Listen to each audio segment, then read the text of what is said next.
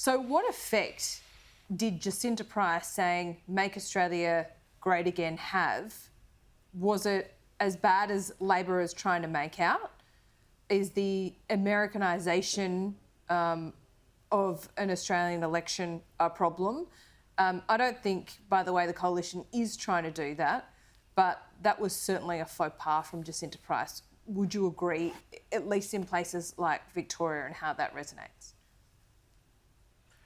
Well, look, I don't think they're sending Jacinta Price to Kooyong and Goldstein anyway, right? Except to, gee up the troops.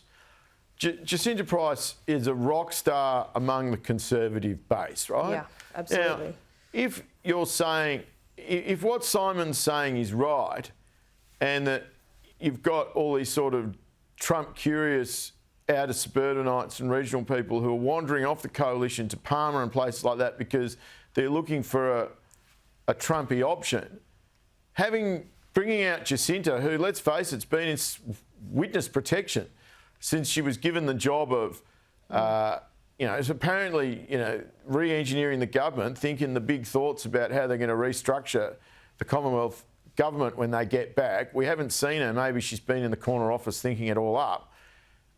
Bringing her out and reminding people she exists, reminding people who voted no and were kind of digging that vibe, isn't... I can see there's a plus side to it. Yep.